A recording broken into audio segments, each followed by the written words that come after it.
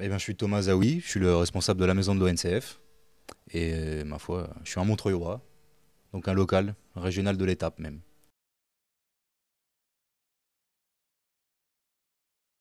La maison de l'ONCF, bonne question, c'est un outil de solidarité de l'orphelinat national des chemins de fer, pardon, qui est à Montreuil depuis 1995, qui accueille des pupilles de l'ONCF majeurs, qui sont dans la région pour les besoins de leurs études ou pour une recherche de premier emploi. Il y a une quarantaine de chambres, donc priorité aux pupilles dans l'attribution de ces chambres-là. Et puis le reste des chambres qui ne sont pas occupées à l'année par des pupilles qui en ont le besoin sont louées à des adhérents à prix modique ou alors à d'autres pupilles qui sont là pour le week-end ou pour un rendez-vous. Ou pour, voilà. Ça peut servir et aux pupilles de l'association et aux adhérents. Alors il faut rappeler que les pupilles qui vivent à l'année à la maison, ce sont des pupilles majeures auxquelles on fait signer une charte à leur entrée dans la maison. Cette charte, c'est simplement les valeurs essentielles de l'ONCF, que préconise l'ONCF pour un vivre ensemble à l'année, au quotidien dans la maison. C'est un peu ça le but de cette charte aussi, c'est que ces pupilles majeures doivent apprendre de vivre ensemble et l'autonomie.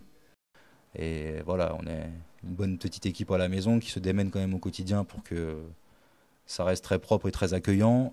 La cuisine, la buanderie, le barbecue, la salle de sport, tout ça, ça peut paraître anecdotique, mais lorsqu'on est étudiant, ne pas avoir à débourser tant pour faire du sport l'hiver, avoir une salle chauffée à la maison où on peut le faire, ne pas avoir à aller à la laverie, c'est autant d'économies réalisées et de bien-être au quotidien, selon moi. Parce que mine de rien, tout ça accumulé, ils ont une salle informatique aussi, c'est quand même mis bout à bout beaucoup de coûts au pluriel, qui à l'année sont économisés par ces étudiants, par ces pupilles étudiants résidant à la maison. J'organise aussi une sortie trimestrielle. Les sorties que j'ai organisées, auxquelles ils ont participé, moi j'ai déjà eu l'occasion de m'apercevoir que ça crée une vraie petite ambiance et ça a permis même de resserrer des liens ou d'en créer qui n'existaient pas entre certains. Le bureau national de l'ONCF organise aussi des rencontres avec les pupilles de temps en temps dans l'année. Donc il y a des repas qui sont organisés de façon très fraternelle entre les pupilles et des membres du bureau, par exemple de l'ONCF.